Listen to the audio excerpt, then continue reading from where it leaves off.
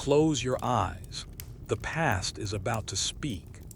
When you think of a Victorian chimney sweep, your mind might conjure a rather charming, almost whimsical image. Perhaps you see a cheerful, lanky fellow with a twinkle in his eye, covered in a photogenic dusting of soot, tap dancing on the rooftops of London with a spring in his step. He's a lovable rogue, a folk hero who, despite his humble station, is always ready with a clever song and a quick smile.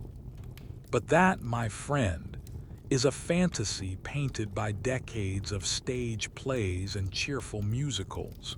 The reality was a grim, desperate, and often short life, especially for the ones who did the most dangerous work, the children. For the real Victorian chimney sweep, there was no dancing. There was only climbing.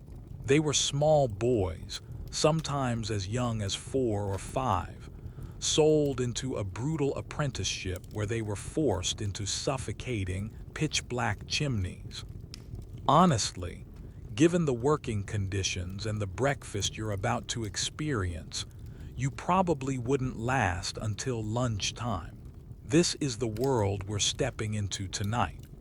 A world of real soot, real fear, and the quiet, enduring strength it took just to see the next sunrise. Let me know in the comments where you're listening from and what time it is in your part of the world. I love seeing how far these stories travel. Now, dim the lights, maybe turn on a fan for that soft background hum, and let's ease into tonight's journey together. The first thing you are aware of is the cold.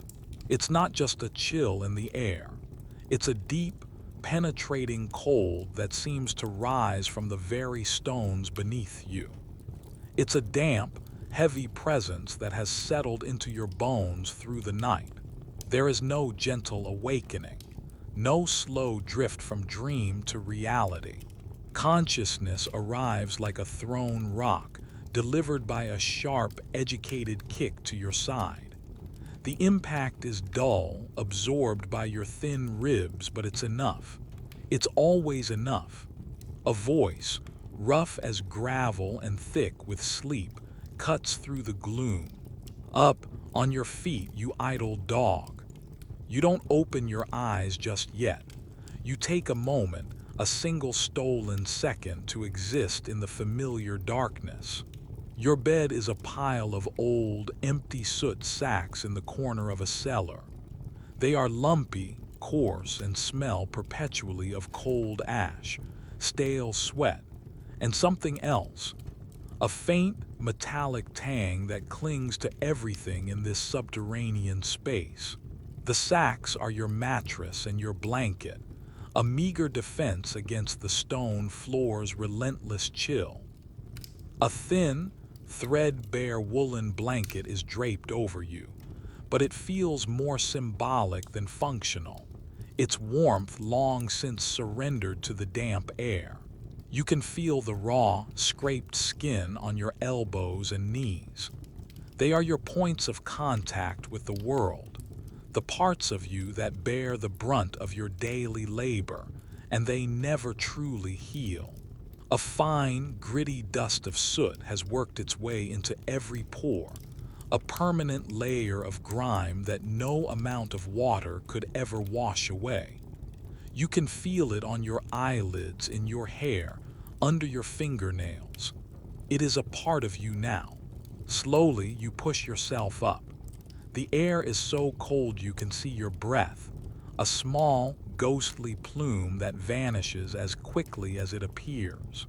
Your gaze drifts upward, toward the only source of light, a single, grimy iron grate set high in the wall at street level. Through it, the sky is not yet black, but a deep, bruised purple, the very last vestige of night before the dawn. No stars are visible through the London smog. The cellar is your home. The damp stone walls weep with moisture, and the air is a thick cocktail of odors. There is the ever-present smell of soot, of course, but beneath it are layers of damp earth, the sour scent of spilled beer that has seeped through the floorboards of the tavern above, and the close, unwashed smell of 3 young boys living in a space meant for coal or forgotten crates. There are 2 others with you in this cellar. One, a boy even smaller than you named Pip, is already stirring, a series of dry, rattling coughs shaking his tiny frame. The other, Thomas, is older, perhaps 10, and he moves with a silent, practiced economy, already pulling on his tattered boots. There is no conversation, no good morning. You are not friends or brothers. You are simply colleagues in a shared misery, wary ships passing in the suffocating night of this cellar. You are 8 years old, or maybe 9. You aren't entirely sure. Time is measured not in birthdays, but in the changing seasons as felt through the cellar grate, and in how much bigger you're getting, a fact your master eyes with increasing impatience. You were sold to him 2 years ago, not in a dramatic public auction, but in a quiet, desperate transaction with your parish, which could no longer afford to house an orphan like you. A few pounds exchanged hands, a piece of paper was signed, and your life belonged to the man you call Master Griggs.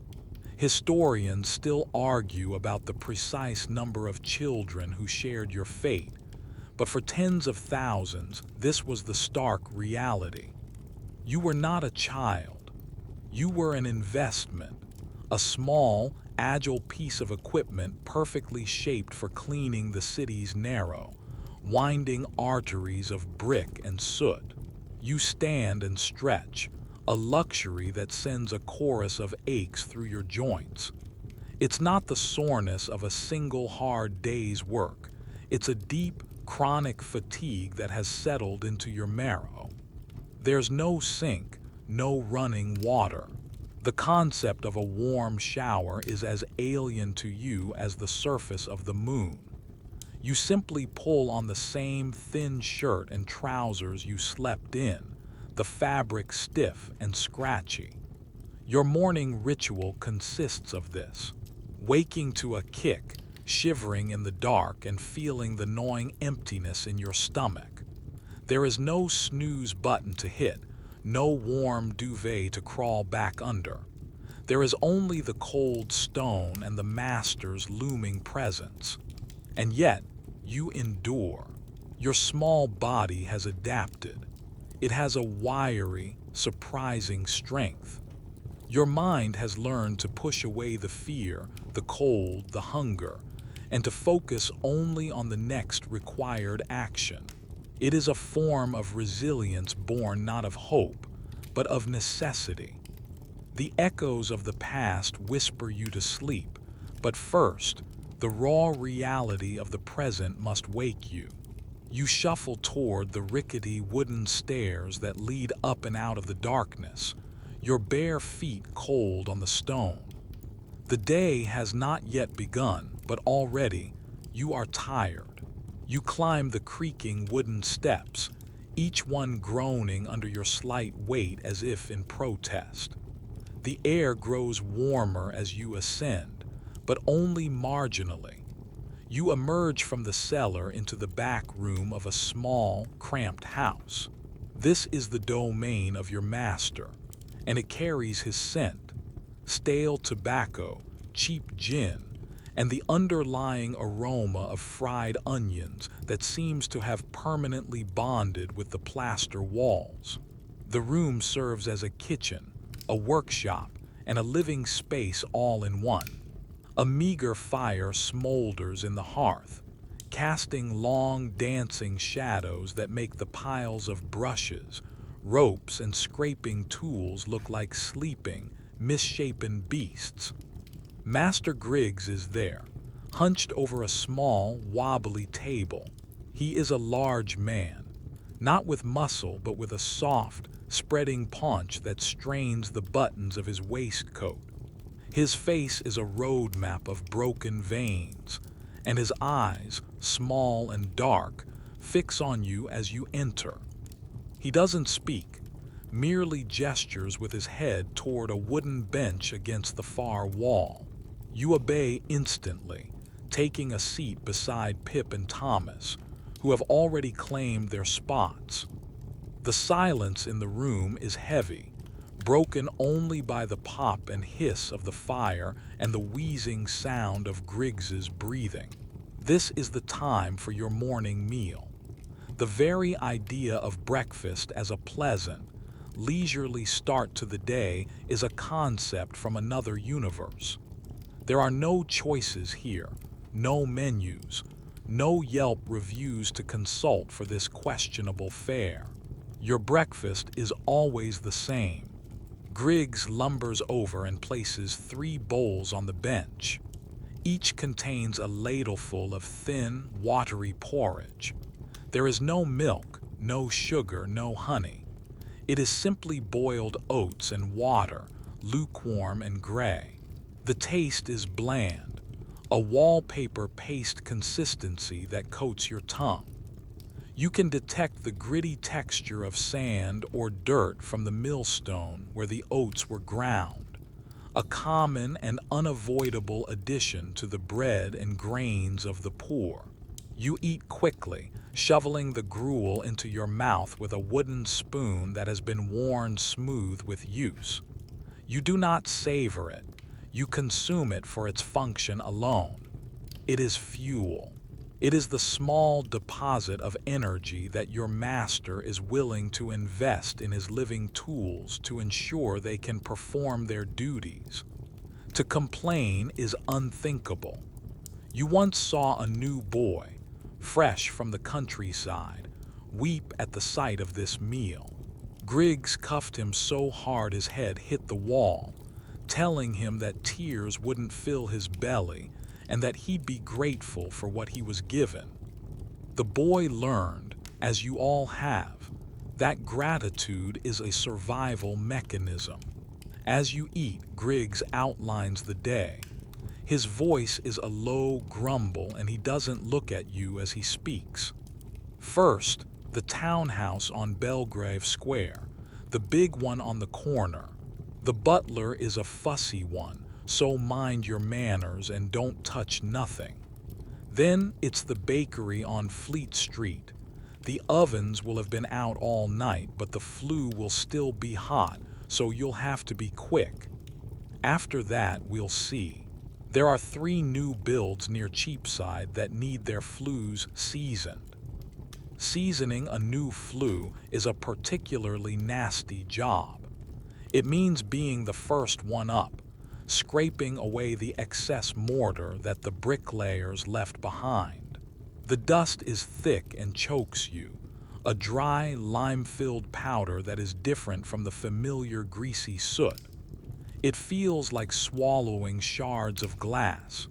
You finish your porridge, the bowl scraped clean, but the hunger remains, a dull ache in the pit of your stomach. With the meal concluded, it's time to gather your equipment. Your primary tool is the brush. It's a round, bristly affair made of stiff whalebone or bass fibers, attached to a heavy iron ball.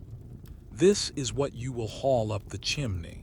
For the narrower sections, you have smaller hand brushes and a triangular scraper for dislodging the hard, tarry deposits of creosote.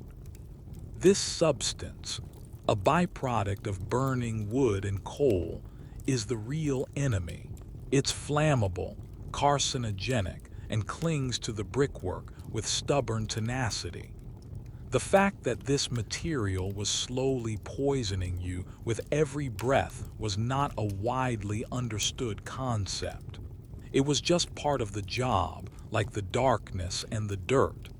This is a grim part of your personal boring history for sleep. You are given your set of knee pads and elbow pads. These are not the cushioned, modern equipment you might imagine. They are simply thick pieces of leather, rough and stiff. that you tie around your joints with coarse string. They offer minimal protection, but they are better than nothing. They are a tacit acknowledgement from your master that your skin is a resource to be managed, not protected. A boy with knees and elbows scraped raw to the bone is a slow and inefficient climber. Griggs watches you with a critical eye. And you, he says, his gaze landing on you, you'll be wearing the cap. He holds it out. The cap is a simple cloth bag with eye holes cut into it. Its purpose is to keep the worst of the falling soot from going directly into your eyes and mouth as you climb. It doesn't work very well. The fine dust gets in anyway, but it's another of the master's rituals. He believes it shows a level of professionalism to his clients. The irony of forcing a small child into a deadly, enclosed space and then insisting on a piece of cloth for professionalism is lost on him. For you, the cap is just another layer of claustrophobia, another thing to impede your breathing in the tight darkness. You take it without a word. There is a rigid hierarchy in this small, miserable world. Griggs is the absolute ruler. Thomas, as the oldest, has a certain authority over you and Pip. You, in the middle, try to remain as invisible as possible. Pip, the smallest and youngest, gets the worst of it. The narrowest flews, the extra kicks, the blame when things go wrong. Historians and social reformers of the era documented these abusive relationships in detail, forming the basis of the campaigns to ban the use of climbing boys. But for now, this is your reality. You are a cog in a small, brutal machine. A machine that is now fully assembled and ready to trudge out into the waking city. The past sings you to sleep, but its melody is often a somber one. You pull the rough cap over your head, the coarse fabric scratching your face, and prepare to face the day. You step out of the grimy back door and into the narrow alleyway behind the house. The change in the air is immediate and profound. The street is waking up, and the atmosphere is a thick, complex soup of smells, sounds, and sensations. The morning is still young, the sky a pearlescent gray, but the city is already stirring with a low, gathering hum of activity. This is your daily immersion into the sprawling, chaotic organism of Victorian London. The first thing that hits you is the smell. The air is heavy with the scent of coal smoke, a ubiquitous perfume that coats everything, catching in the back of your throat. It pours from thousands of chimney pots, creating the dense, yellow-brown fog that the city is famous for. Beneath that dominant smell are countless others. There's the sharp, ammonia-like scent from the nearby stables, the yeasty aroma of baking bread from a few streets over, and the faint, unpleasant odor of the open sewer that runs down the center of the lane. As you walk toward the main street, new smells join the chorus. The savory scent of sizzling sausages from a street vendor's cart, the metallic tang of a blacksmith's forge, and the sweet, cloying smell of refuse piled high in a gutter, awaiting collection that may or may not come.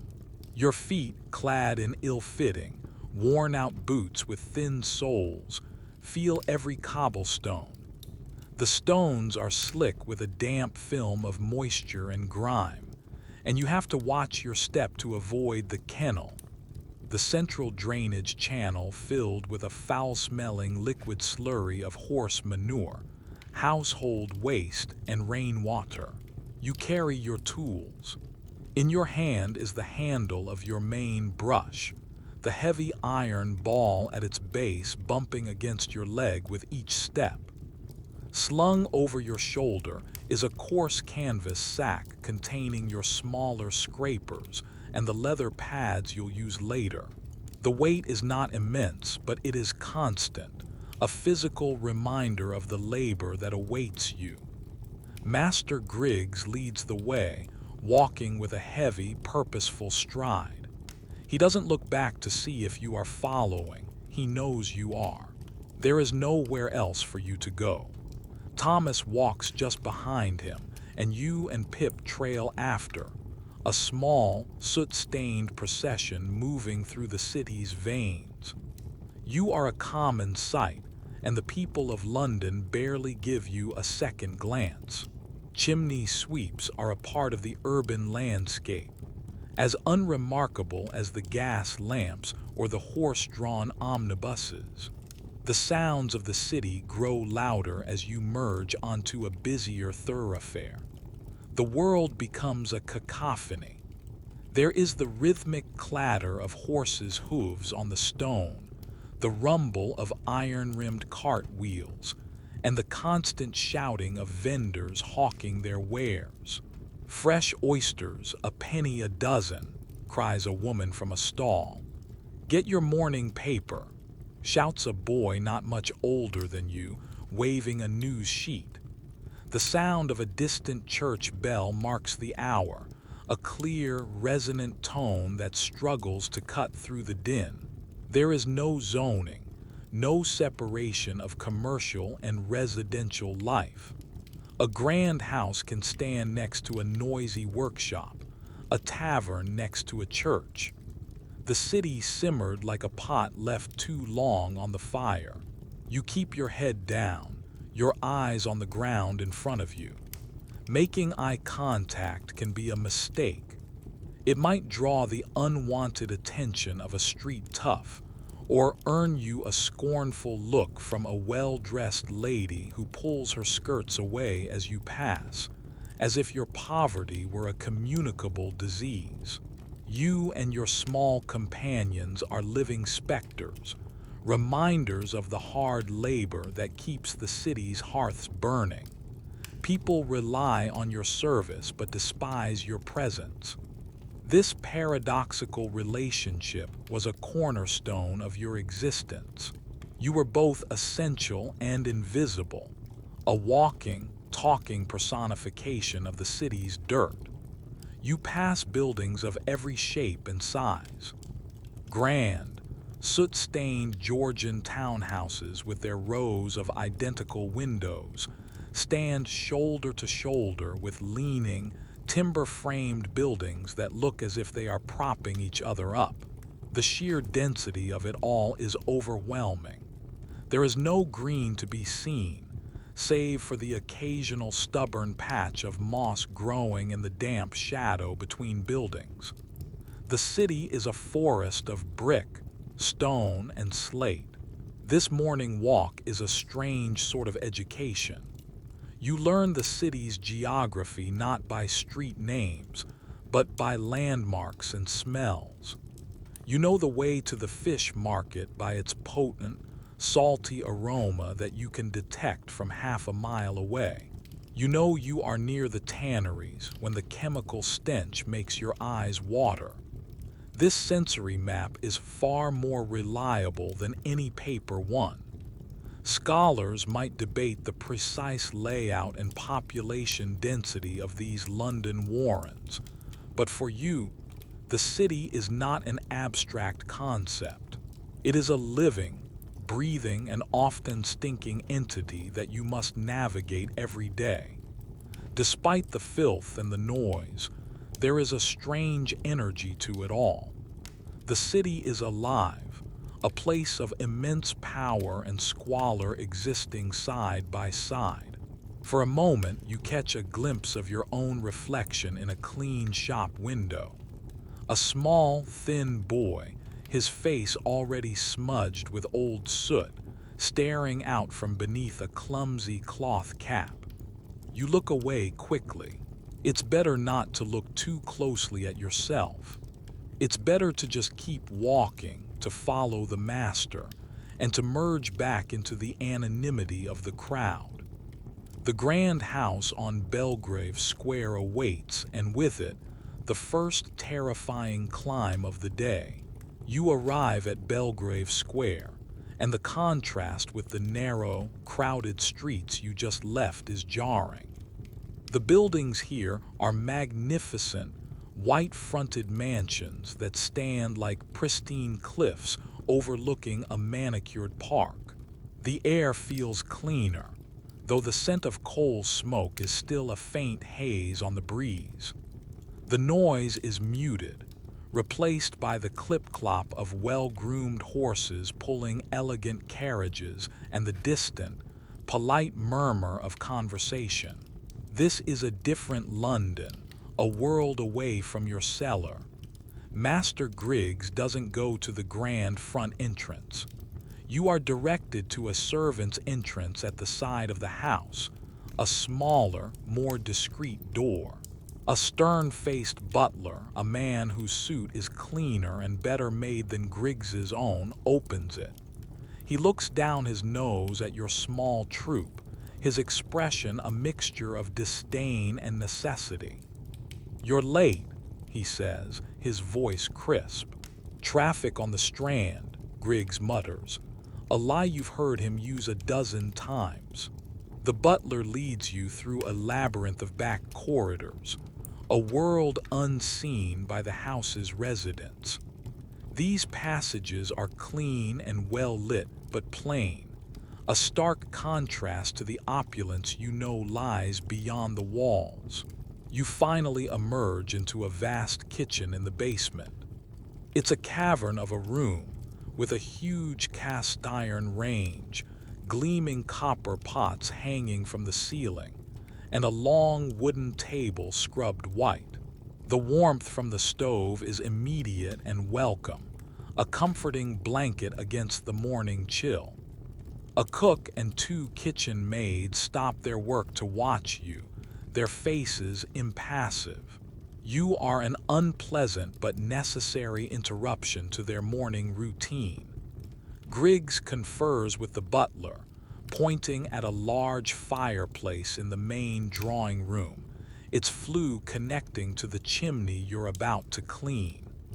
Your master will stay below. His job is to manage the client, collect the payment, and ensure you don't run off. Your job is to climb. He turns to you. "This one's a straight run, but it narrows at the top. Don't get stuck. And for heaven's sake, don't dislodge any bricks. They just had it repointed." You nod, your throat suddenly dry. Thomas helps you prepare. He lays a large canvas sheet called a soot cloth in front of the fireplace.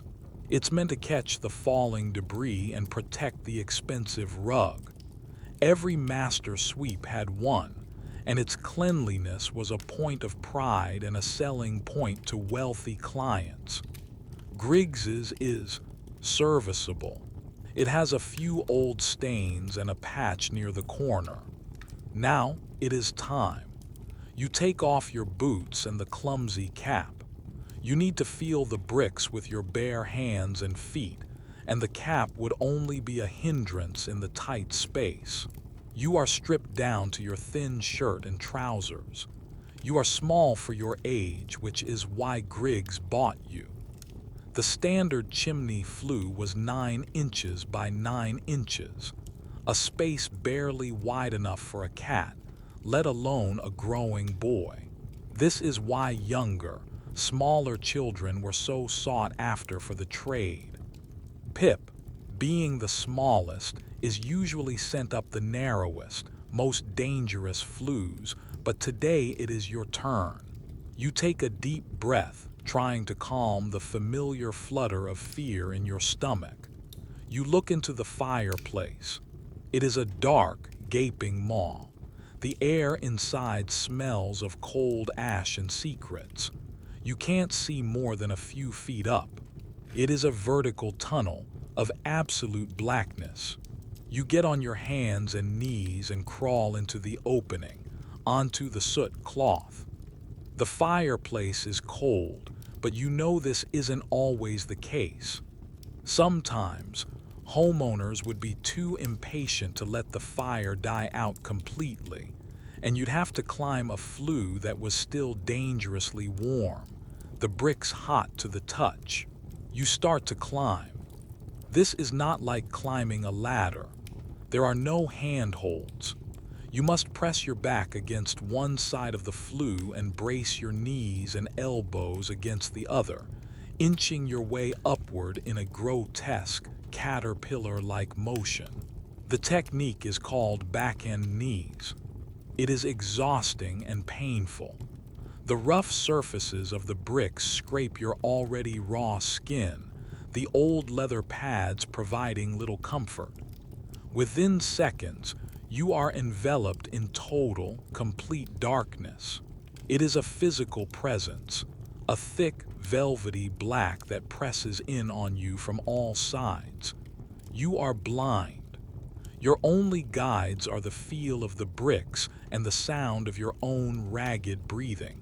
Soot immediately begins to rain down on you, dislodged by your movements. It's a fine, greasy powder that gets in your eyes, making them sting and water. It gets in your nose and mouth, and you try not to inhale too deeply, but it's impossible. You can taste its acrid bitterness. You keep moving upward, your muscles screaming in protest. Your world shrinks to the 9-inch by 9-inch column of darkness you occupy. The only sound from the outside world is the faint, muffled voice of Griggs from far below, shouting, "Scrape the corners. Don't be lazy." You use your hand scraper to chip away at the creosote deposits. They come away in hard, brittle flakes. This is the goal, to remove the flammable buildup that could cause a chimney fire. It's important, dangerous work. A house fire in this crowded city could be catastrophic.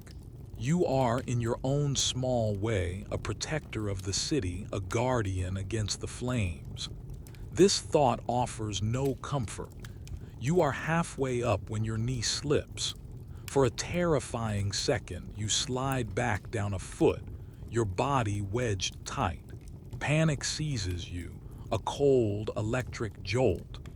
This is the great fear of every sweep, getting stuck. A boy who got stuck might suffocate from the lack of air and the falling soot. Sometimes, the only way to get a stuck boy out was to break open the chimney from the side. A costly and destructive process that would earn the boy a vicious beating if he survived. You press harder, find your footing again, and resume your slow, agonizing ascent. You push the fear down. You have to. You are not a boy anymore. You are a tool, and a tool does not feel fear. It only works. After what feels like an eternity of scraping and shuffling in the suffocating dark, you feel a change in the air. A faint, cool draft touches your face. You look up and see it, not a bright light, but a small, gray square of sky. The top, a wave of relief, so powerful it almost makes you lose your grip, washes over you. You summon your last reserves of strength and push yourself up the final few feet. Your head emerges from the chimney pot into the open air of the London rooftops. The sudden light is blinding, and you squeeze your stinging eyes shut for a moment. The air, even with its familiar taint of coal smoke, feels intoxicatingly fresh and clean after the stale, sooty confines of the flue. You are high above the city on a level with the spires of distant churches. The world has opened up around you. You take a deep, shuddering breath, a gasp of freedom. Your perch is precarious, a narrow brick ledge surrounding the chimney stack. From here, you have a god's eye view of the world you just left. You can see the neat, geometric patterns of Belgrave Square below, the lush green of the private park, the elegant carriages moving like toy horses. You see nannies pushing perambulators, and well-dressed men and women strolling along the pristine paths. It is a world of impossible order and cleanliness, a universe away from the chaotic squalor of your own neighborhood. You are an observer, a soot-stained ghost looking down on a life you can barely comprehend. You are not up here to admire the view, however. Your job is not done. You pull your small hand brush from your belt and begin to sweep the top of the chimney, pushing the accumulated soot down the flue to be collected on the cloth below. As you work, you notice something through a large, second-story window of the house across the square. In a beautifully appointed room, a young girl about your age is sitting at a small table. She is wearing a pristine white dress with a blue sash. In front of her is a dollhouse, a perfect miniature replica of a grand home like this one. She is carefully arranging tiny furniture within its walls. You pause, mesmerized. You have never seen a toy so elaborate, so beautiful. Your own childhood has been devoid of such things. Your toys were a smooth stone you found in an alley or a piece of discarded string. The girl looks up, and for a fleeting moment, your eyes meet across the expanse of the square. She cannot possibly see you clearly, just a small, dark figure atop a chimney. But she frowns, a look of mild curiosity and perhaps confusion, before turning her attention back to her perfect, miniature world. The moment is broken by Griggs's voice, a faint shout from the street below. "Oi, are you done up there?" The spell is shattered. You are not a boy observing another life. You are a worker on a rooftop. Wasting time is not an option. You quickly finish sweeping the pot, then give a loud, clear cry of "sweep" down the chimney. This is the traditional signal. It lets the master know the top is clear and also, in a strange way, advertises your services to the neighborhood, a high-altitude cry that another hearth has been made safe. Now comes the descent, which is in some ways more dangerous than the climb. You must go down feet first, controlling your speed with your knees and elbows. It's faster but requires a different kind of strength, a constant braking motion. You slide back into the darkness, the gray square of sky shrinking and vanishing above you. The world contracts once more into that tight, black, 9 by 9 inch space. As you descend, you are acutely aware of the value of everything in this house. The ornate fireplace surround, the polished wooden mantelpiece, the plush velvet rug just beyond your soot cloth.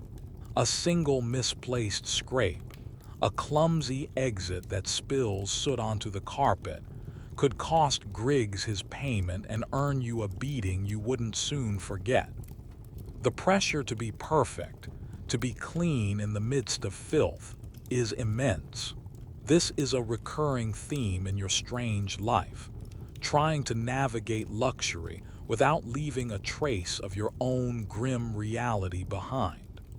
You are a necessary evil, and your success is measured by how quickly you can disappear. You reach the bottom, emerging from the fireplace in a cloud of dust and falling soot. You are a creature made of night, your skin, hair, and clothes a uniform black, broken only by the whites of your watering eyes and your teeth. You stumble off the soot cloth, every muscle in your body trembling with exhaustion and adrenaline. Thomas is there, and he wordlessly hands you a damp rag. You wipe your face, a useless gesture that only smears the grime around, creating gray streaks on the black canvas of your skin. The butler returns, his face as sour as before. He inspects the fireplace and the surrounding area with a critical eye. He finds nothing amiss. He gives a curt nod to Griggs, who has materialized from the hallway. Money discreetly changes hands. You have done your job. You have entered their pristine world, performed your vile but vital task, and are now ready to be expunged. You gather your tools, your small body aching with a deep, weary pain. There is no praise, no thank you. There is only the silent march back through the servants' corridors and out into the city, leaving the world of the wealthy girl and her dollhouse behind. But the image of her in her clean white dress will stick with you for the rest of the day. A quiet, nagging reminder of the vast, unbridgeable gulf that separates her life from yours. Leaving the opulence of Belgrave Square behind is like stepping through a portal into another dimension. You are back on the bustling, noisy streets, and the brief, disorienting glimpse into a life of quiet luxury fades like a dream upon waking. The city swallows you up once more, its sounds and smells a familiar assault on the senses. Master Griggs seems pleased. The payment from the big house must have been good. He walks with a slightly less menacing stride, and you can hear the faint clinking of coins in his pocket. The sun is higher in the sky now, burning through the morning haze. It is approaching midday, and the ache in your stomach has returned with a vengeance. The thin porridge from this morning is a distant memory, a feeble ghost of a meal that has long since been consumed by the morning's climb. Your body craves fuel, something solid to combat the gnawing emptiness. There will be no proper lunch break. The concept of a designated hour to sit and eat is a luxury for other professions. Your midday meal is a movable feast, eaten on the fly, whenever and wherever you can snatch a few minutes between jobs. Griggs leads you not to a tavern or a cookshop, but to a small, bustling street market wedged between a row of tenement buildings and a warehouse. Here, the air is thick with the cries of vendors and the smell of food, some of it appetizing, some of it deeply questionable. You see stalls piled high with wizened apples, carts selling jellied eels swimming in a cloudy liquor, and women offering meat pies of dubious origin. Historians have documented the vast and varied world of Victorian street food, a complex ecosystem that fed the city's working poor. It was fast, it was cheap, and its quality varied enormously. There were no health inspectors, no ingredient lists. You ate what you could afford and hoped for the best. Griggs stops at a cart lorded over by a large woman with flushed cheeks and flour-dusted arms. She is selling penny loaves, small, dense hunks of bread. Griggs buys 4, one for himself and one for each of you boys. He then moves to another vendor selling saveloys, a type of seasoned, pre-cooked sausage, bright red from saltpeter. He buys one for himself and one to be split between the 3 of you. This is a rare treat. Usually it's just the bread. He hands you your portion, a chunk of dense, chewy bread and a third of a greasy, lukewarm sausage. You find a spot on the curb of the busy street, out of the main flow of pedestrian traffic. The stone is cool beneath you. This is your dining room.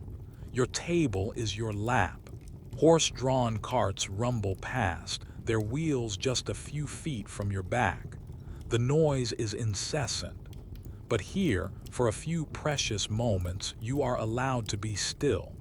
You eat slowly, making each bite last. The bread is heavy and coarse, but it fills the stomach. The sausage is salty and rich, an explosion of flavor in your mouth that feels like the height of luxury. You watch the river of London life flow past you. You see a finely dressed gentleman arguing with a cab driver. You see a group of seamstresses, their fingers stained with dye, hurrying back to their workshop, laughing at some shared joke. You see a mudlark, a boy even poorer than you, his clothes caked in foul-smelling river mud, picking through a pile of trash in the gutter, searching for anything of value to sell. You sit with Pip and Thomas, but you do not speak. The shared experience of the meal is communication enough. There is a silent understanding between you. You are all tired, all hungry, all living the same life of relentless toil. In these brief moments of shared respite, a fragile camaraderie exists. You are not just Griggs's property. You are three boys eating lunch on a curb. A stray dog, thin and wiry with its ribs showing, approaches you, its tail giving a hopeful wag. It looks at your piece of sausage with desperate eyes. Pip, who has a soft spot for animals, tears off a tiny piece of his own meager portion and tosses it to the dog, which snaps it up in an instant. Griggs, noticing the interaction from a few feet away where he is finishing his own meal, barks, "Don't be wasting good food on a stray. That comes out of your hide, boy." Pip flinches and quickly looks down at his bread, his moment of charity punished. You feel a small spark of anger on his behalf, but you say nothing. You know, as Pip does, that challenging the master is a fool's errand. It's a small, cruel reminder of your place in the world. Even an act of kindness is a transaction that can be deemed wasteful by the man who owns you. You finish your last bite of bread, chewing it thoroughly, trying to absorb every last bit of energy from it. The meal is over. It wasn't much, but it was enough to dull the sharpest pangs of hunger.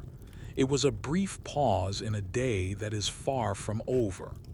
Griggs wipes his greasy mouth on his sleeve and stands up. "All right, that's enough lazing about. To the bakery. Move, the break is over." You push yourself to your feet, your joints stiff from sitting on the hard stone. You pick up your brushes and sack of tools. The weight feels heavier now, your body reluctant to return to its labor. You cast one last look at the street market, at the vibrant, chaotic scene of commerce and survival. It is a world you are part of, yet forever on the fringes of. You are a consumer of its cheapest goods, a temporary occupant of its curbside spaces, before being moved along to the next job, the next chimney, the next climb into the dark. The journey to Fleet Street takes you deeper into the heart of the city's commercial district. The streets are narrower here, the buildings taller, leaning in as if to share secrets, casting the lanes below into perpetual shadow. The air is filled with the smell of ink and paper from the numerous print shops that give the street its name. A dry, chemical scent that mingles with the ever-present coal smoke. The energy is different here, less aristocratic than Belgrave Square, more frantic and industrious. Everyone is in a hurry, propelled by the relentless engine of commerce. The bakery is a small, unassuming shop front, its windows steamed up from the inside. A cheerful bell sounds as Griggs pushes the door open. The wave of heat that hits you is instantaneous and overwhelming. It's a dense, humid warmth, saturated with the glorious, almost painfully delicious scent of baking bread, sugary buns, and spiced cakes. After your meager lunch, the aroma is a form of torture.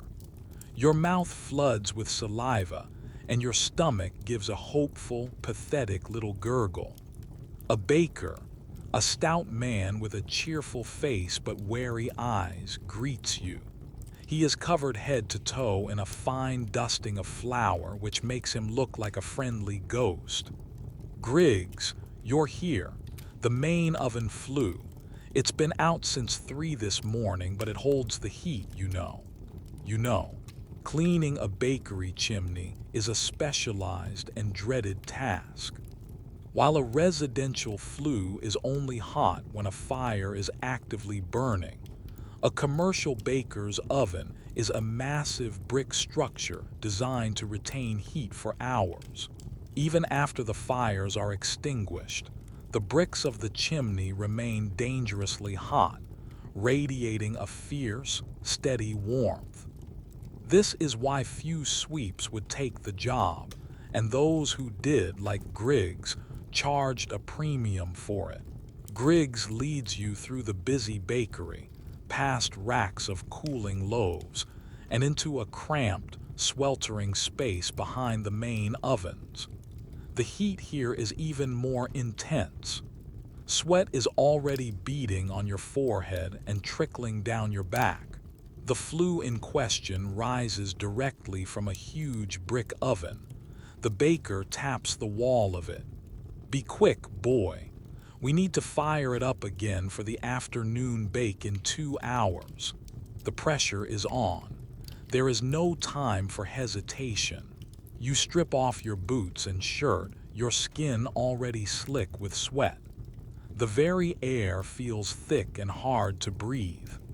Thomas lays down the soot cloth, his movements quick and efficient. You look at the fireplace opening. It doesn't look like a dark, cold maw this time. You can see heat shimmering in the air around it, and you can feel the warmth radiating from the bricks. You take the tools you need, just a scraper and a small brush. The big brush with the iron ball is not needed here. The flue is too narrow and angled. This will be a job for your hands and your body alone. You take a swallow of air, which feels like drinking hot tea, and crawl into the opening. The heat is immediate and shocking. It's not a flame, not a burning, but a profound, oppressive heat that seems to suck the very moisture from your body. The bricks are not red hot, but they are hot enough to be painful to the touch. You have to move quickly, shifting your points of contact, never letting any part of your skin rest on a single spot for more than a second. It is a terrifying, desperate dance in the dark. The soot in this chimney is different too. It's not the dry, dusty soot of a coal fire. It's a thick, greasy, tar-like substance, a residue from the fats and sugars that have vaporized and condensed in the flue. It's sticky and foul-smelling. Your scraper barely makes a dent in it. You have to chip away at it with frantic energy, the effort making you sweat even more profusely. The darkness is absolute, but the heat is your constant companion. It's a physical presence, pushing in on you, making your head feel light and your lungs burn. You feel a wave of dizziness and press your forehead against a section of brick that feels marginally cooler. You can't faint. You can't stop. Getting stuck in here would be a death sentence, a slow cooking in a brick oven. It's in moments like this that the romantic notion of the chimney sweep is most brutally debunked.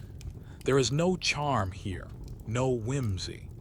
This is a child in a furnace, performing a task that no adult could or would do.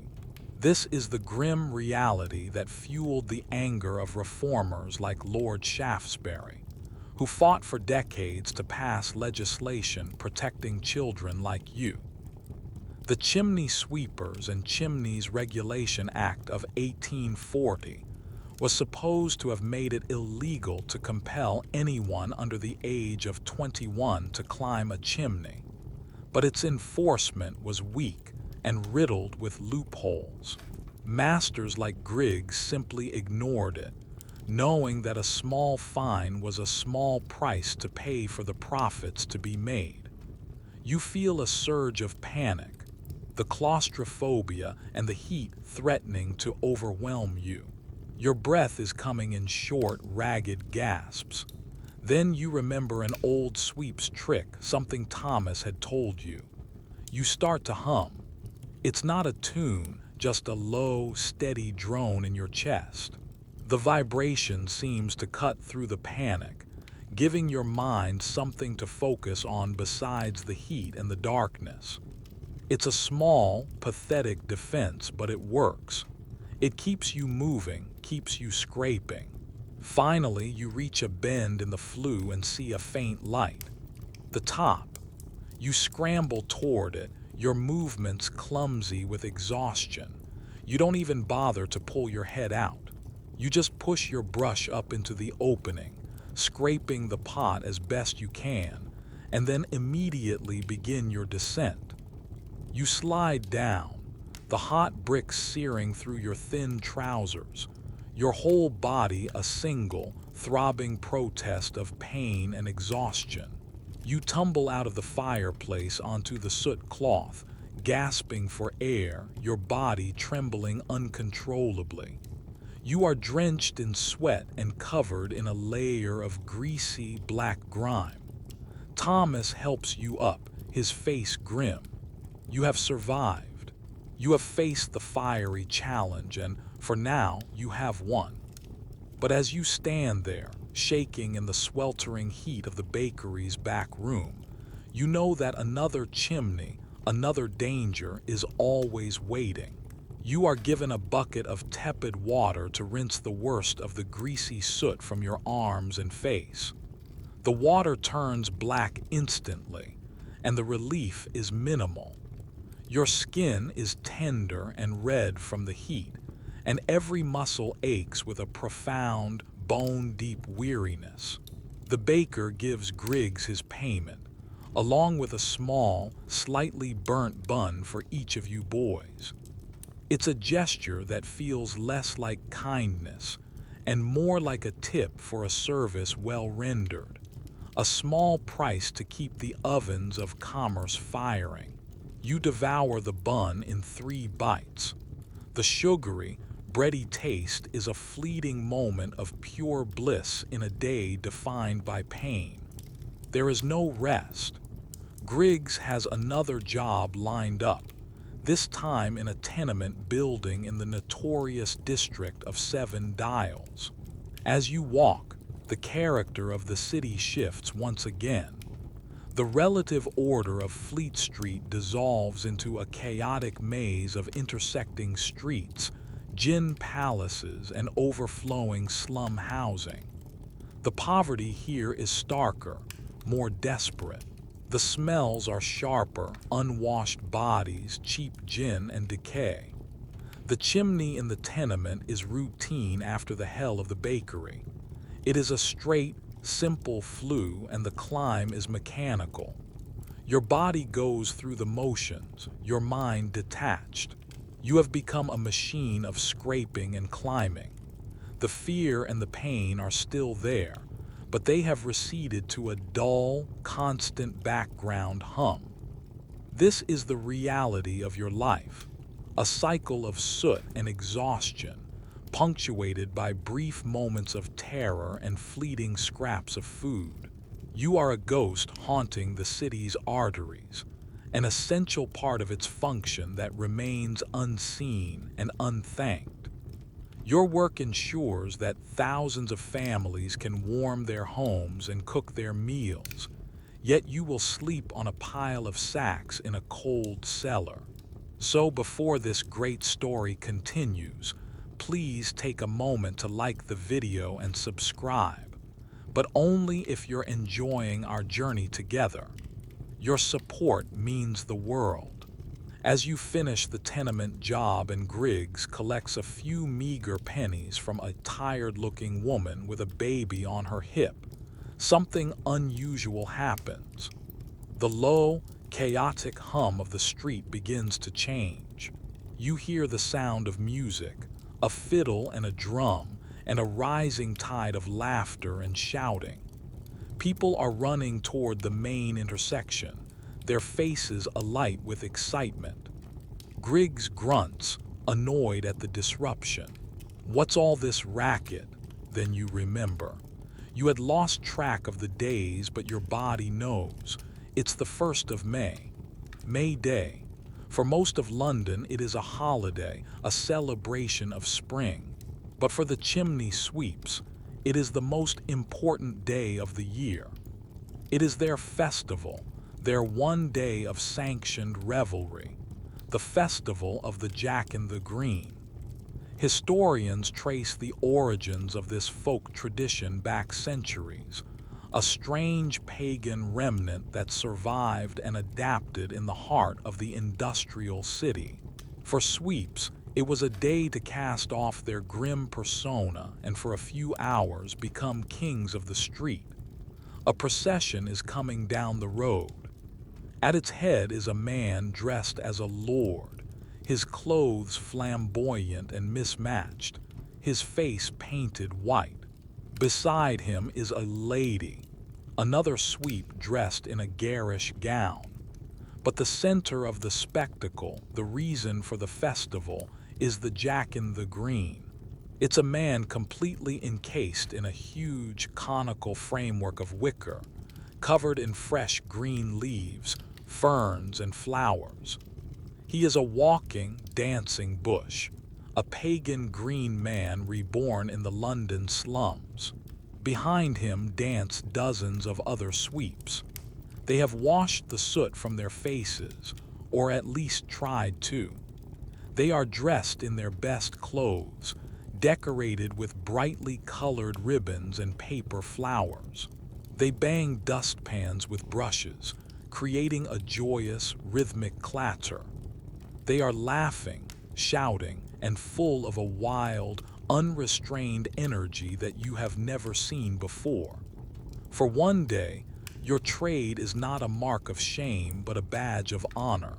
The sweeps dance through the streets, collecting money from the crowds who have gathered to watch the strange, vibrant spectacle. Even the wealthy in their carriages stop to toss coins.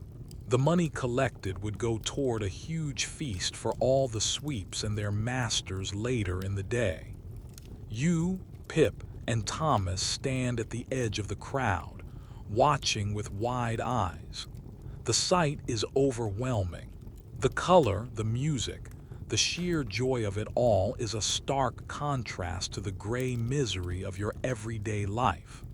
You see boys you know from other parts of the city, boys you've seen at the soot yards, now dancing and cavorting, their faces split by wide grins.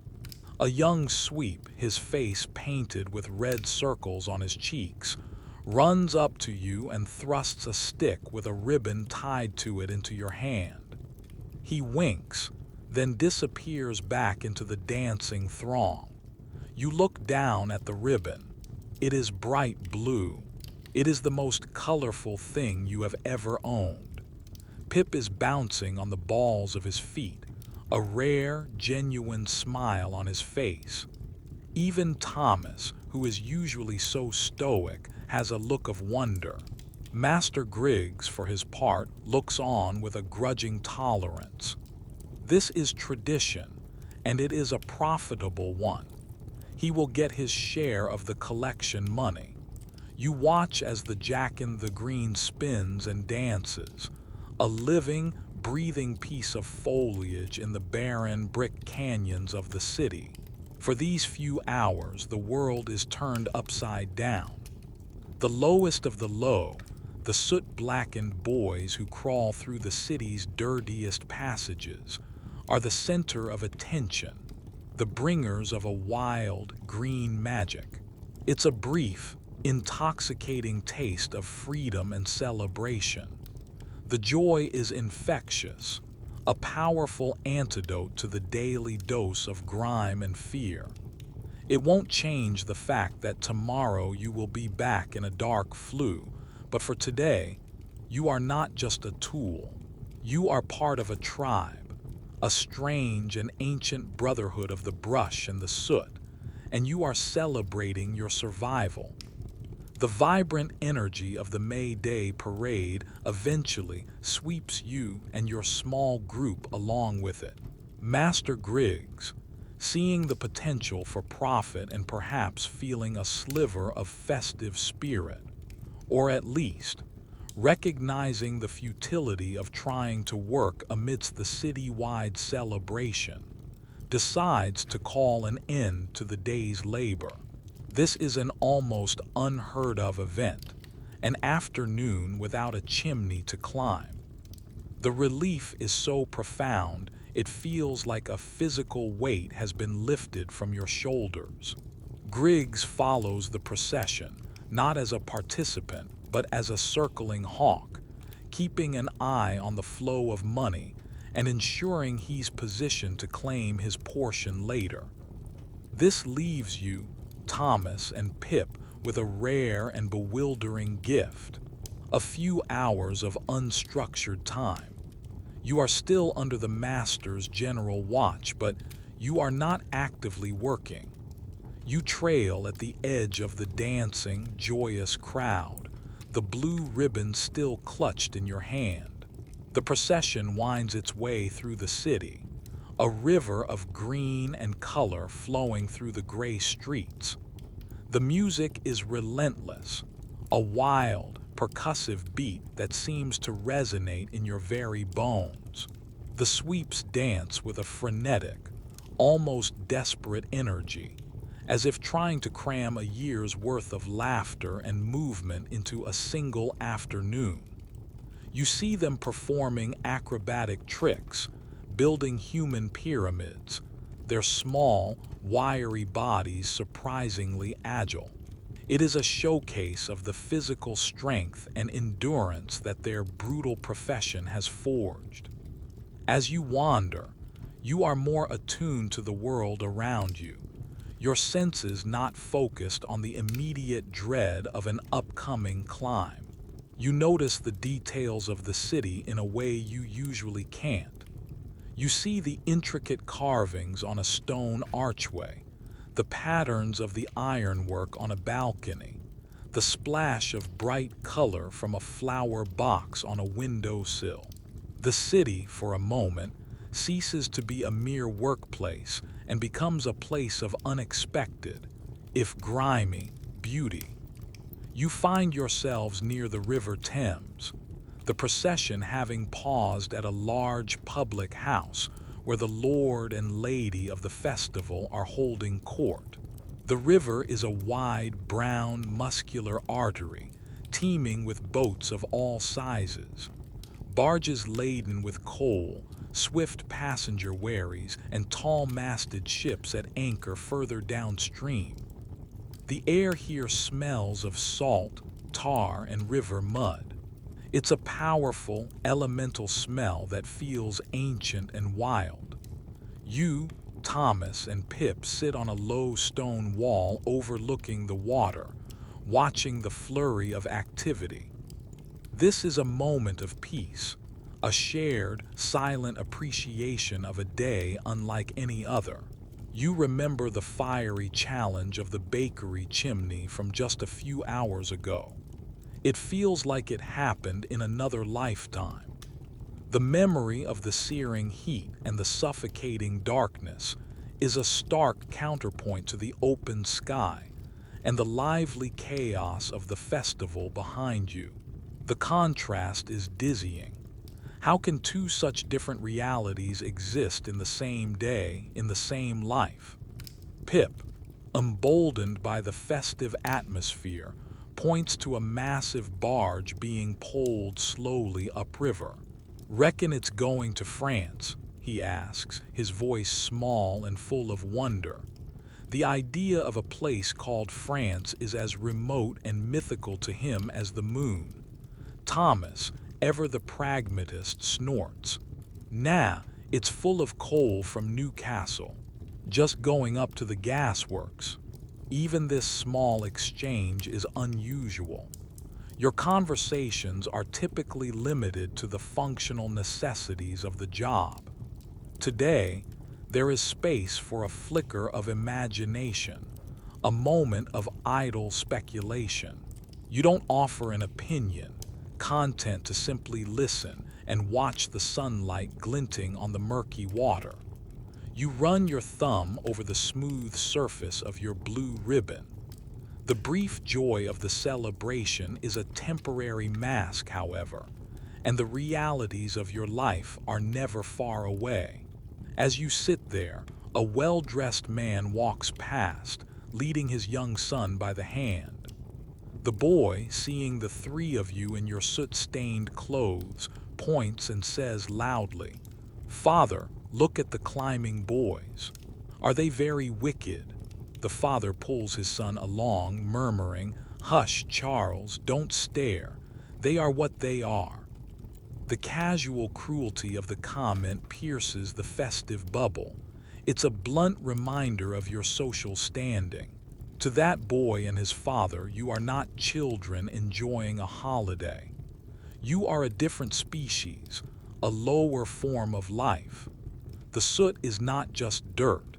It is a stain on your character, a physical manifestation of your poverty and, in their eyes, your moral failing. You feel a flush of shame and anger.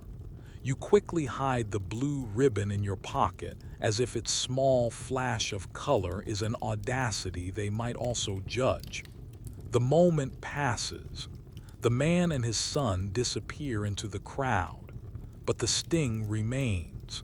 The festival is a beautiful illusion, a temporary inversion of the social order. But the order itself remains brutally intact. Historians often speak of the rigid class structure of Victorian England, but for you, it is not a sociological theory. It is the sting of a stranger's words, the dismissive glance, the unbridgeable gap between you and the boy named Charles. The sun begins to dip lower, painting the ever-present smog in hues of orange and pink. The music of the festival starts to sound a little more ragged, the dancing a little more drunken. Soon, Griggs will round you all up and herd you toward the feast, and then back to the cold cellar. The magical day is drawing to a close, but you will carry the memory of it with you. A small, bright ember in the darkness of the days to come. It was a reminder that even in the most oppressive circumstances, human beings find a way to create moments of joy, community, and defiant, vibrant life. The May Day feast is held in the cavernous back room of a large, noisy pub. The air is thick with the smell of roasted meat, ale, and dozens of unwashed bodies crammed into a tight space. It's a chaotic, deafening scene. The master sweeps, Griggs among them, have taken over the long tables, their faces flushed with drink, their voices loud and slurred. They are counting the day's collection, arguing and laughing in equal measure. For you and the other boys, the feast is a more practical affair. You are given plates piled high with food, more food than you have seen in one place in your entire life. There is roast beef, potatoes, and thick slices of bread to mop up the gravy. It's not fine dining, but to you, it is a king's banquet. You huddle in a corner with Pip and Thomas, away from the boisterous men, and eat with a silent, desperate intensity. The food is a physical manifestation of the day's strange magic, a reward for the spectacle you all created. You eat until your stomach hurts, a rare and welcome sensation.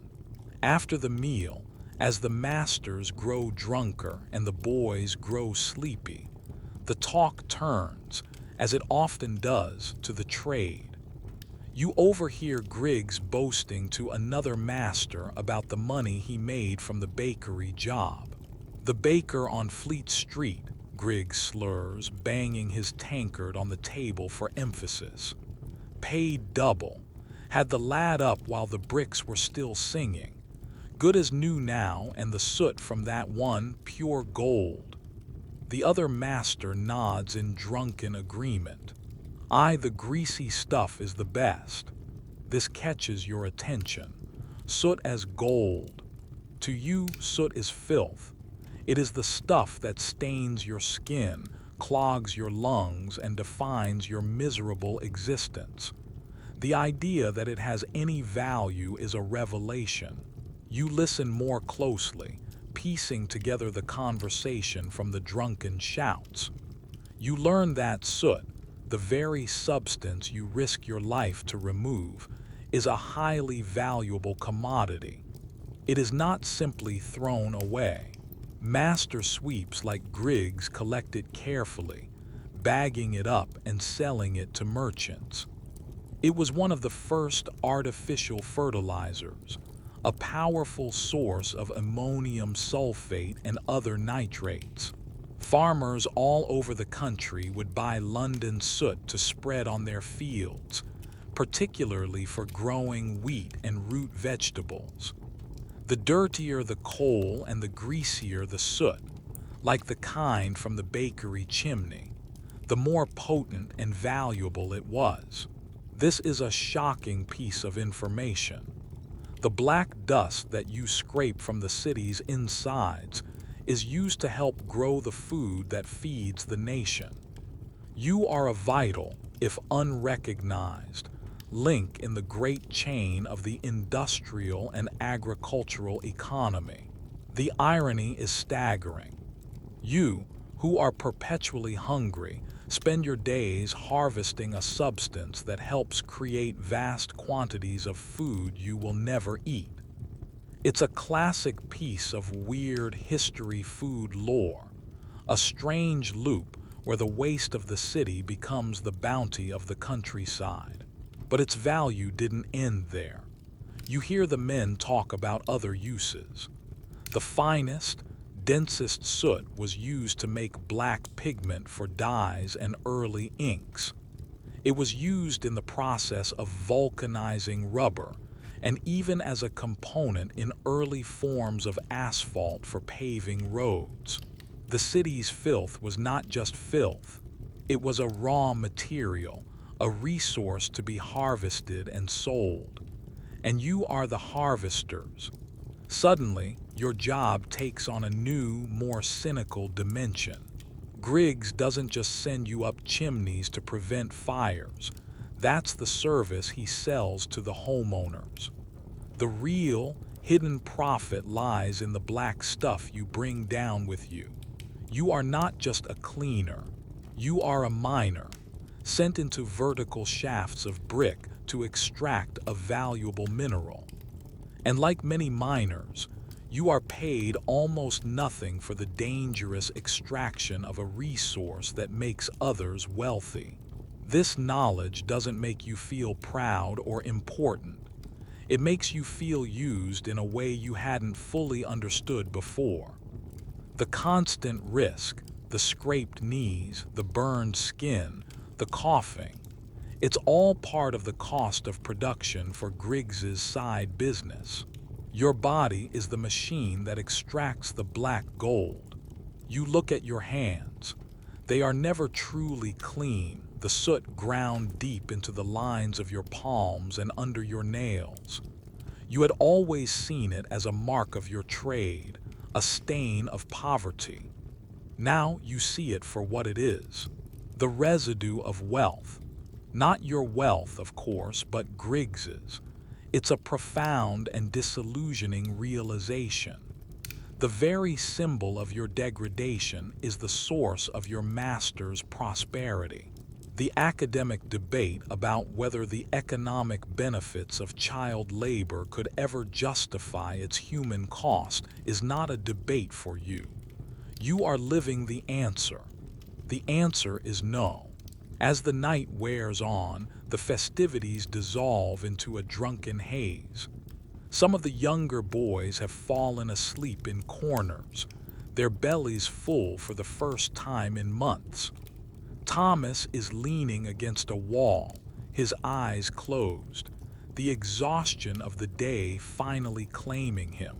Pip is already fast asleep, his head on a pile of discarded sacks, the forgotten blue ribbon peeking out from his pocket. You are tired, too, a deep weariness that even the excitement of the day cannot keep at bay. But your mind is racing, processing this new information. The world feels a little sharper, a little crueler than it did this morning. You are not just a sweep. You are a resource, a means to an end. It's a heavy thought to carry. You look around the chaotic, smoke-filled room at the sleeping boys, at the drunken masters, and you understand your place in this ecosystem with a new and bitter clarity. The day of joy is over, and the cold, hard realities of commerce have reasserted themselves. The walk back to the cellar is a bleary, stumbling affair. The May Day feast has dissolved, and Griggs, his pockets heavier and his gait unsteady from gin, herds the three of you through the dark, quiet streets. The wild energy of the day has completely evaporated, leaving behind a city that feels exhausted and hungover. The gaslights cast long, eerie shadows, making familiar lanes look alien and menacing. Your full belly is a small comfort against the returning chill of the night and the familiar ache in your limbs. As you turn a corner onto a street near your own neighborhood, you see a figure standing under one of the gas lamps. It's a man in a drab, official-looking coat, holding a clipboard. He is talking to another master sweep, a man you recognize as a rival of Griggs's, and the tone of the conversation is not friendly. As you draw closer, the man in the coat looks up and his eyes fall on your small group. "Griggs," the man calls out, his voice carrying an unwelcome note of authority. "A word." Griggs mutters a curse under his breath and shoves you and the other boys toward the wall of a building.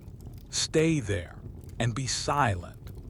The man with the clipboard is a parish beadle, a low-level local official responsible for maintaining order and enforcing minor regulations in the district. They were often figures of both ridicule and fear for the poor. This one has a stern, pinched face and an air of self-importance. "I don't see any apprentices registered with you this year, Griggs," the beadle says, his pen poised over his clipboard. "And I see 3 boys here. You know the rules. The Act of 34 requires all masters to formally apprentice their boys at the guild hall." Griggs scoffs, though you can detect a nervous edge in his voice. "They're my nephews, just helping their old uncle out for the day. Bit of family charity." It's a laughably thin lie, one that every sweep master used. The beadle is not impressed. "Nephews who look like they've been up a dozen flues today. And that one," he says, pointing directly at Pip, who shrinks back as if struck, "can't be more than 6 years old. You know that's illegal. The Act of 1840 set the minimum age at 21 for climbing." "That law's a joke and you know it," Griggs spits back, his drunken bravado returning. "A recommendation, that's all it is. Who's going to clean the city's chimneys? You. A committee of lords. It takes boys. It always has." The argument you are witnessing is a microcosm of a much larger battle being waged in the newspapers, in the courts, and in Parliament. For decades, social reformers, philanthropists, and writers had been campaigning against the horrors of using climbing boys. They published pamphlets with harrowing testimonies, commissioned engravings showing the brutal reality of the job, and lobbied relentlessly for stronger laws. The resistance came from master sweeps, who argued it was tradition and a necessary evil, and more powerfully, from homeowners and insurance companies who feared that without the boys, chimneys would be poorly cleaned, leading to more fires. The public was caught in the middle, horrified by the stories but reluctant to give up the cheap and effective service the boys provided. This ongoing conflict led to a series of laws, each with more loopholes and weaker enforcement than the last. You are living evidence of their failure. The Beatles sighs, clearly not interested in a lengthy debate. Look, Griggs, the sentiment is changing. There are whispers of a new bill, one with real teeth, fines and imprisonment. They're forming inspection committees. It's not going to be so easy to get away with this for much longer. Whispers and talk, Griggs sneers. I'll believe it when I see it. Now, if you'll excuse us, my nephews are tired. The beadle makes a note on his clipboard. I'll be making a report. I'd watch my step if I were you, Griggs. He gives you boys one last look, a gaze that is not unkind but weary and resigned, as if he knows he is fighting a battle he cannot win. He then turns and walks away, his footsteps echoing in the quiet street. Griggs watches him go, then turns and glares at you. Not a word of this to anyone. Understand.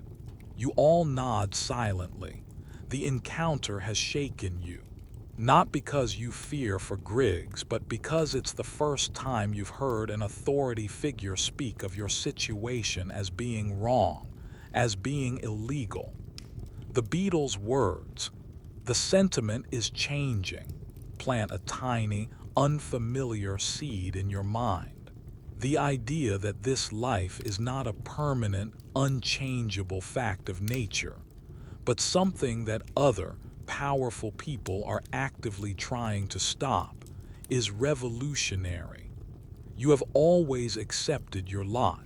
The cold, the hunger, the fear. It was just the way things were. But the Beatles' warning introduces a new element into your world, the possibility of change.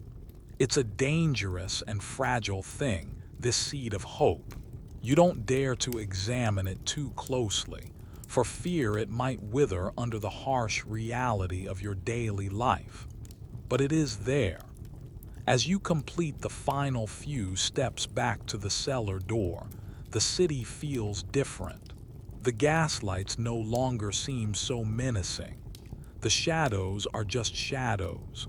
The brush with authority, while frightening, has subtly altered your perspective. You are not just a pawn in Griggs's game. You are part of a larger story, a subject of debate, a reason for laws and inspections. You are, for the first time, aware that your suffering has been noticed by the world outside your immediate, grimy existence. You descend the familiar steps into the cold, damp darkness of the cellar. The brief warmth of the feast and the vibrant colors of the festival are gone. But the Beatles' words echo in your mind. A new bill, one with real teeth. It's just a whisper of a possibility, a faint rumor in the night, but it's more than you had before. It is a flicker of light in the seemingly endless chimney of your life, where history whispers you to sleep. Sometimes it whispers of rebellion and reform. You descend the cellar steps, and the familiar damp chill envelops you like a wet shroud.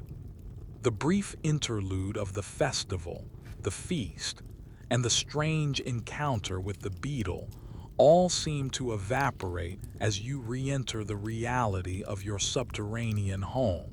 The exhilaration of the day has curdled into a deep, profound exhaustion that settles in your bones and muscles. Every part of you aches, a symphony of soreness from the day's climbs, especially the brutal, hot work in the bakery flue. There is no ceremony to bedtime. You simply stumble to your corner and collapse onto the pile of soot sacks. They feel even lumpier and dirtier than usual after the brief, imagined luxury of a full stomach. You curl into a tight ball, pulling the thin, threadbare blanket over your shoulders. It offers little warmth, but the familiar, musty smell is a strange sort of comfort. It is the smell of your life, the scent of your survival. The cellar is not quiet.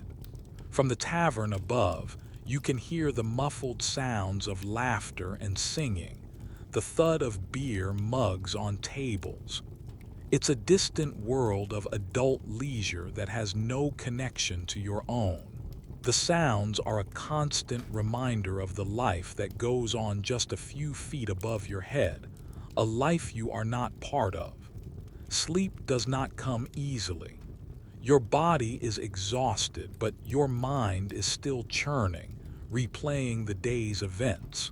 You think of the girl in the window with her dollhouse, a perfect, miniature life she could control. You think of the wild, joyful chaos of the Jack in the Green, the feeling of the blue ribbon in your hand.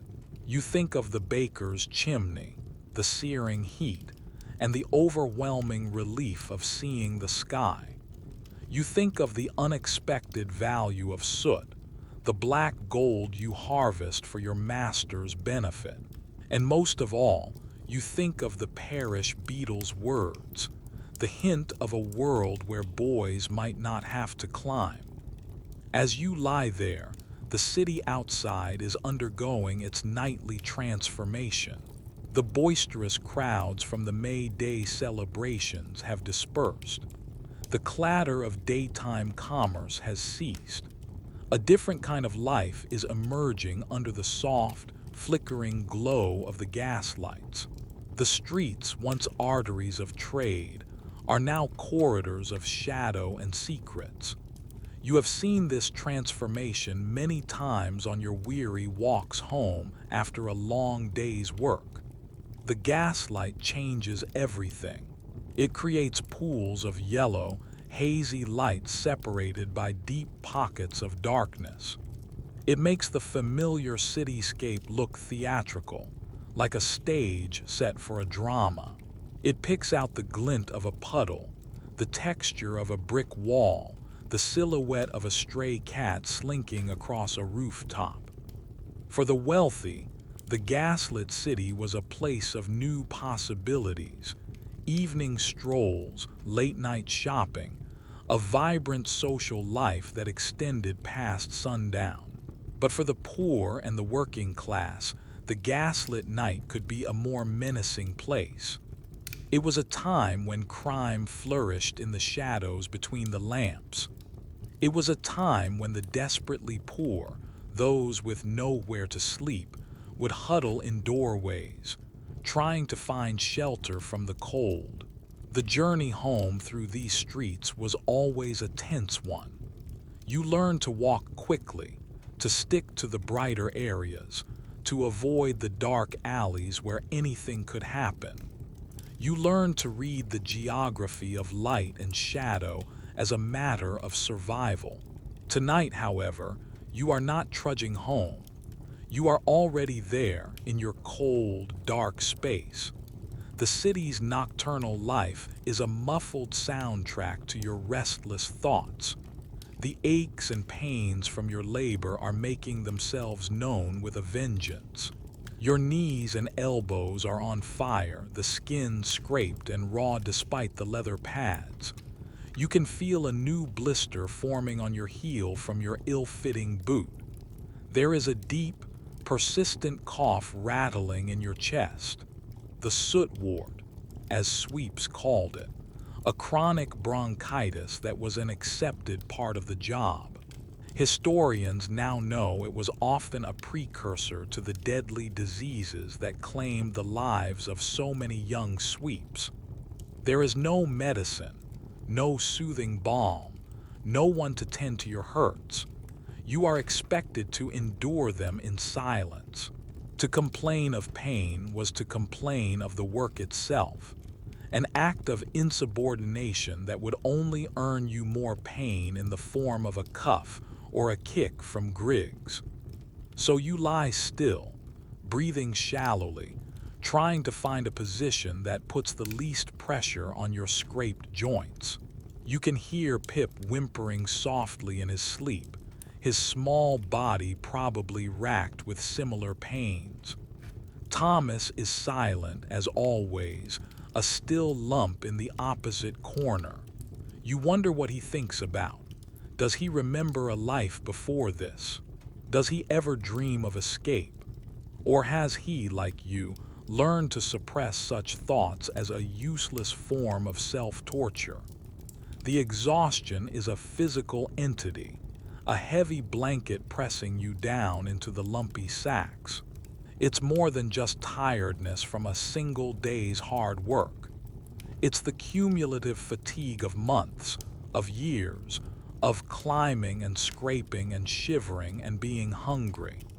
It is a weariness that has seeped into your soul. You close your eyes, trying to force sleep to come. You try to focus on the soft, hypnotic rhythm of your own breathing, a technique you've discovered on your own. You imagine yourself not in a chimney, but floating in a dark, quiet space, a gentle sleep story for grown-ups playing out in your head. Slowly, very slowly, the sounds from the tavern above begin to fade. The city outside settles into its deepest slumber. The turmoil in your mind begins to quiet down. The sharp edges of the day's memories soften and blur. The pain in your body recedes to a dull, manageable throb.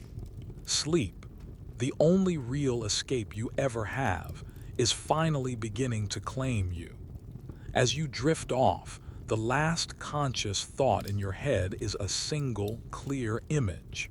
The small, bright square of gray sky at the top of a chimney. It is not a symbol of hope, not yet. It is simply a destination, the end of the climb, the promise of a single, precious breath of fresh air. The week grinds on, and the memory of the May Day festival fades into the gray monotony of your routine. The brief taste of celebration and a full belly makes the return to watery porridge and endless work feel even more bitter. Each morning begins with the same cold dread in the cellar, the same rough awakening from Griggs, and the same weary march through the London streets.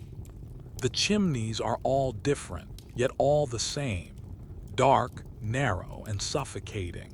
One evening, after a particularly grueling day cleaning the flues of a sprawling government building in Whitehall, Griggs declares that it is time for the weekly wash. This is not an act of hygiene or kindness. It is a practical necessity. A boy caked in too many layers of old, hard soot is less flexible and more prone to getting stuck. Furthermore, some of Griggs's more fastidious clients complained if you left black smudges on their floors and furniture. The wash was about maintaining his equipment, you, and his reputation. For you, the weekly wash is an ordeal to be dreaded almost as much as a hot flu. There is no warm bath, no fragrant soap. The bath is a large wooden tub in the small, grimy yard behind the house. It is filled with buckets of cold water drawn from the communal pump down the street. The water is shockingly, breathtakingly cold, and you are ordered to strip down to nothing in the chilly evening air. Griggs presides over the ritual, a jug of cheap gin in one hand. He tosses a block of harsh, lye-based soap into the tub. It is the cheapest soap available, designed for scrubbing floors, not human skin. He also provides the other essential tool for the job, a bucket of coarse sand. The process is brutal. You are forced to scrub not just yourself, but each other, with the abrasive soap and handfuls of sand. The sand is meant to act as an exfoliant, to grind away the layers of soot that have become embedded in your skin. The sensation is agonizing. It's like being scoured with a wire brush. Your skin, already tender and scraped from the week's climbs, is rubbed raw. You scrub until the pain makes you cry out, but Griggs only tells you to scrub harder. "Get it all off," he shouts, his voice slurring slightly. "I want to see pink skin, not black. No lazy scrubbing or you'll do it again." You work in silence, your teeth gritted against the pain. The cold water numbs your limbs, but it does little to dull the searing, scraping agony. You can see blood from your raw knees and elbows mingling with the black soot, turning the water in the tub into a murky, grayish-red slurry. It is a ritual of purification that feels more like a punishment. The most difficult part is trying to wash the soot from the creases of your body, behind your ears, in your armpits, between your toes. It clings with a stubborn, greasy tenacity. After what feels like an hour of relentless scrubbing, your skin is red, inflamed, and screaming with pain. But it is, for the most part, free of the outer layer of grime. The deeper stain, the fine particles that have worked their way into your very pores, remains. No amount of scrubbing can ever truly make you clean. The chimney sweep's cancer, a brutal form of skin cancer caused by the constant irritation of soot on the skin of the groin, was a common and deadly affliction for sweeps. This painful, inadequate washing was the only defense you had against it, though you did not understand the true nature of the threat. You only knew the immediate pain of the process.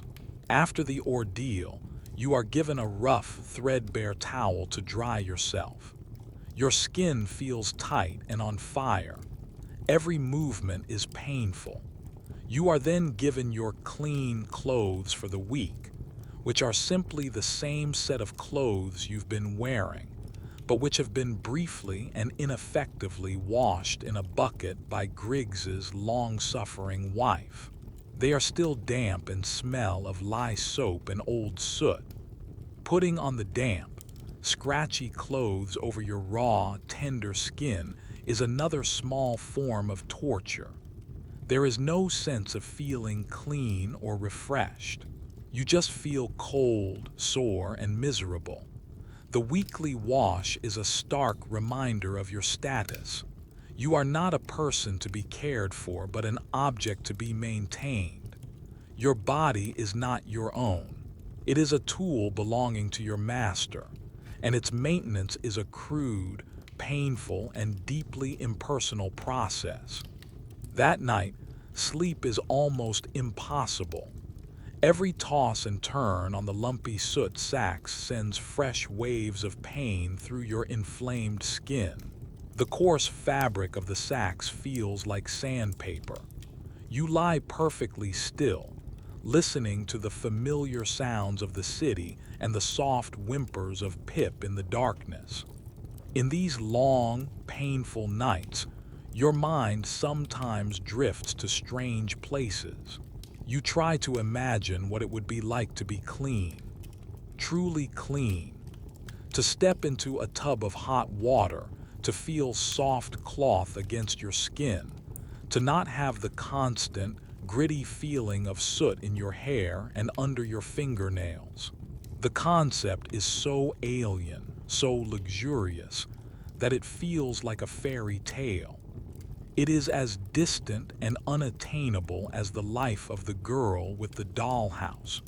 You wonder if that girl ever has to suffer like this.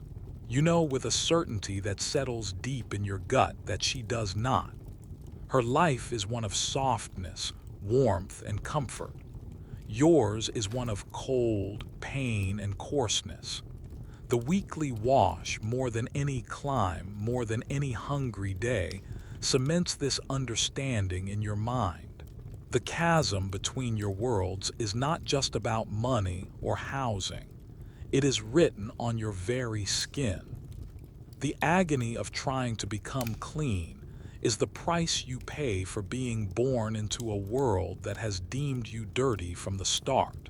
Where history meets slumber, it often finds a restless night, filled with the ghosts of pain and the lingering sting of lye soap. The days following the agonizing weekly wash are a special kind of miserable. Your skin is tender, and the constant friction of your coarse clothing and the rough brickwork of the flues is a persistent, low-grade torture. But the work does not stop. There are always more chimneys, always more soot. You climb and scrape, your mind receding into a protective numbness, your body functioning on a grim autopilot. One afternoon, you are sent to a job in a slightly more prosperous neighborhood, a street of modest but well-kept terraced houses inhabited by clerks, shopkeepers, and skilled artisans. These jobs are often more pleasant than the extremes of Belgrave Square or Seven Dials. The homeowners are typically polite, if distant, and the chimneys are of a standard, manageable size. While Thomas is up a flue and Griggs is inside negotiating payment, you and Pip are left to wait with the tools on the front step. It's a quiet, respectable street, and you sit in silence, enjoying the brief moment of inaction. Two men walk out of the house next door, engaged in an animated conversation. They are not aristocrats, but they are well dressed in sober, practical clothes. They stop near you on the pavement, continuing their discussion, oblivious to your presence. "The new mechanical brush is the future, I tell you," one man says, his voice full of enthusiasm. Joseph Glass's design is ingenious. A set of canes, you see, that can be fitted together with a brush on the end. You push it up the flue from the bottom. No boy needs to climb at all. The other man sounds more skeptical. "I've heard of these contraptions, but can they manage the bends? Can they scrape the corners as well as a boy can? My insurance man says they won't certify a house cleaned by one of these newfangled machines. They're improving them every year," the first man insists. "And there's that other fellow, smart, with his scandoscope. It's a similar idea. The point is, the technology is there. It's just a matter of convincing the old guard. And with Lord Shaftesbury's new commission, the pressure is mounting. It's becoming a moral issue, not just a practical one." You and Pip sit frozen, eavesdropping with an intensity you can barely conceal. They are talking about you. They are talking about a world where you are no longer necessary. The names they mention, Glass, Smart, Shaftesbury, are just sounds to you, but the concepts they represent are earth-shattering. A machine, a set of sticks with a brush on the end that could do your job. The idea is so revolutionary, so profoundly world-altering that you can barely process it. You try to picture it. A man standing safely on the ground, simply pushing a long pole up into the darkness that you have to enter with your own body. It seems like magic, like an impossible dream. This conversation is your first real inkling that the whispers of change you heard from the beetle were not just about laws and regulations, but about something far more powerful: invention.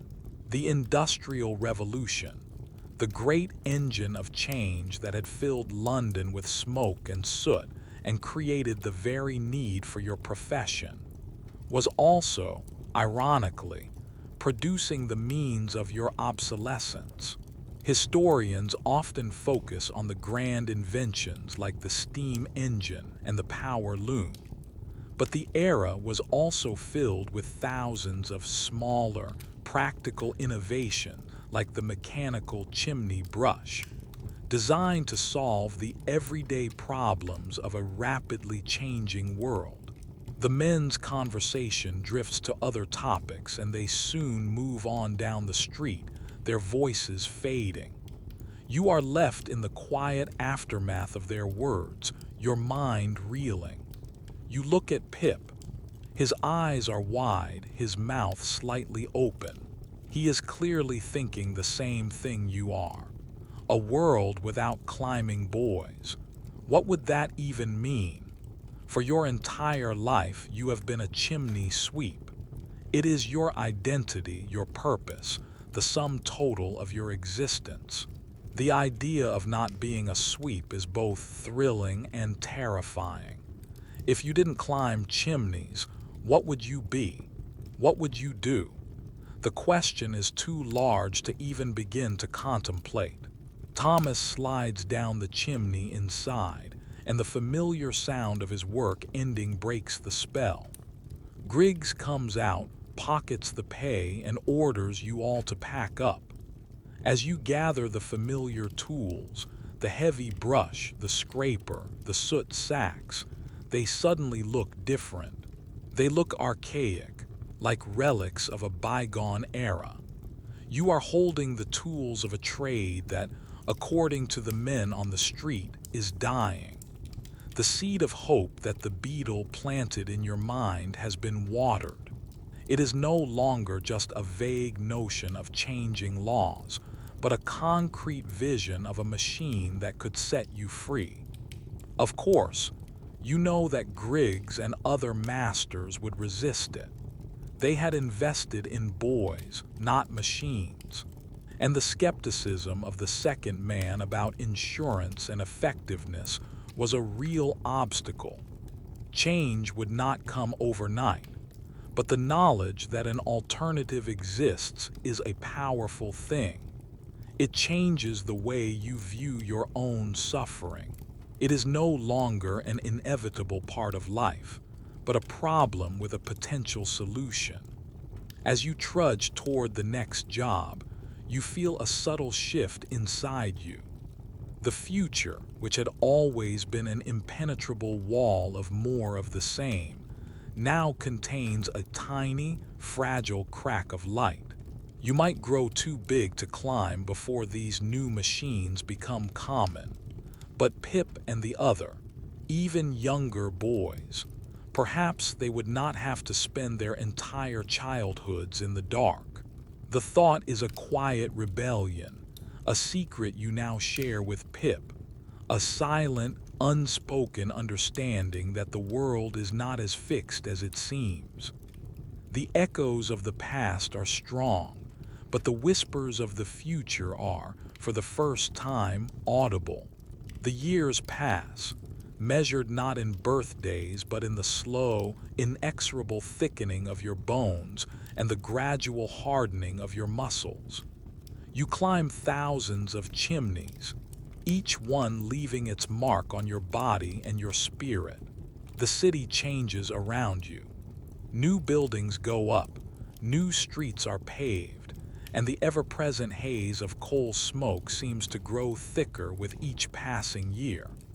You are a constant in this changing world, a small, dark figure emerging from the rooftops, a living part of London's grimy metabolism. But you are changing, too. The wiry, flexible frame of a 9-year-old is slowly being replaced by the broader shoulders and longer limbs of a teenager.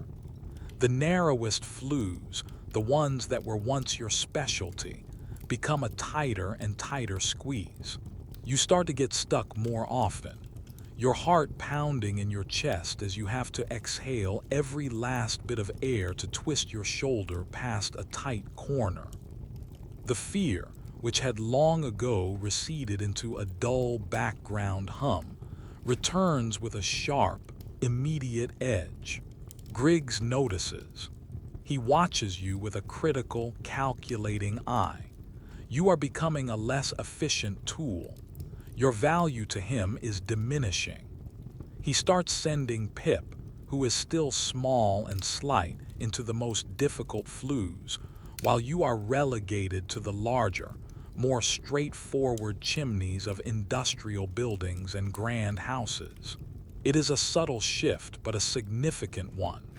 Your career as a climbing boy is nearing its natural and brutal end. One day you are cleaning a wide, square flue in a large factory. It is an easy climb, but you are clumsy. Your scraper slips and you dislodge a loose brick, which clatters down the chimney and cracks a tile in the hearth below. The factory foreman is furious. Griggs is apoplectic. He doesn't hit you. You are too big for that now and might fight back. Instead, he unleashes a torrent of verbal abuse, calling you a clumsy, overgrown oaf, a useless drain on his profits. "You're too big," he finally yells, his face purple with rage. "You're no good to me anymore. Get out. I'm done with you." And just like that, it's over. Your apprenticeship, the only life you have ever known, is terminated. There is no ceremony, no final payment, no handshake. You are simply cast out. Griggs keeps your tools, your meager blanket, everything. You walk away from him on a busy London street with nothing but the soot-stained clothes on your back and the deep, ingrained grime under your skin. You are free, but freedom is a terrifying, empty space. You have no skills beyond climbing. You have no family, no money, no home. The cellar is no longer yours. You are 16 years old and you are utterly alone. You wander the streets for days, sleeping in doorways and surviving on scraps you can beg or steal. The city, which you know so intimately from its rooftops and back alleys, feels alien and hostile from this new perspective. You are no longer a sweep, a necessary evil. You are just another vagrant, another piece of human refused to be ignored and reviled. You eventually find work as a sweep's assistant for another, slightly kinder master. You can no longer climb, but you can carry the tools, lay the soot cloths, and most importantly, shout up the flues to the small boy who has taken your place. You stand on the street, your face turned up to the sky, and you call out instructions, warnings, and encouragement to a child in the darkness above. You are now on the other side of the veil. You see the fear in the young boys' eyes before they go up. You hear their ragged, desperate breathing from the bottom of the flue. You are the one who helps them when they stumble out, covered in soot and trembling with exhaustion and terror. You see yourself in each of them, and the sight is a constant, dull ache in your heart. The whispers of change you overheard years ago have grown louder. The mechanical brushes are becoming more common, more reliable. The laws are slowly, grudgingly gaining more traction. You see fewer climbing boys on the streets each year. The tide is turning, but it is turning with agonizing slowness. You have survived. That in itself is a victory. Many of the boys you knew have not been so lucky. Pip, you hear, died of a lung infection before he ever grew too big to climb. Thomas disappeared, perhaps into the army, perhaps into a prison. You are one of the ones who made it out of the chimney and into the uncertain world beyond. Your life will not be easy. You may find work as a laborer, a carter, or a soldier. You will carry the physical and emotional scars of your childhood forever. The cough in your chest will never fully go away. The sight of a narrow, dark space will always make your heart beat a little faster, but you will not climb again. The end of the climb is not the end of the struggle, but it is a new beginning. You look up at the endless forest of London's chimney pots, no longer as portals to your own personal hell, but as monuments to a past you have endured. You have crawled through the city's darkness, and now, finally, you are free to walk in its light. Echoes of the past, whispered for your rest.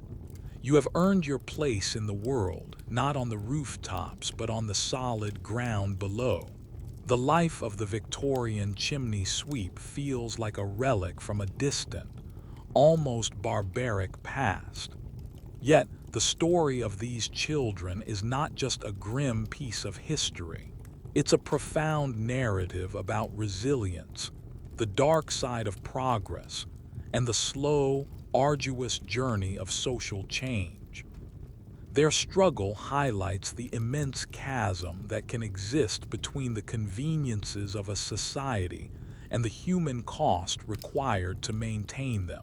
As you settle into the comfort of your bed, in a home warmed by systems that require no child to risk their life, you can appreciate the profound luxury of safety and warmth. The world you inhabit was built upon the foundations of a million forgotten struggles, like that of the climbing boys. Their suffering fueled the fires of reform, leading to the child labor laws and social safety nets that are often taken for granted today. Their silent endurance in the face of unimaginable hardship is a testament to the strength of the human spirit. So now, let the darkness you are in be a comfort, not a threat. Let the quiet of your room be a peaceful embrace.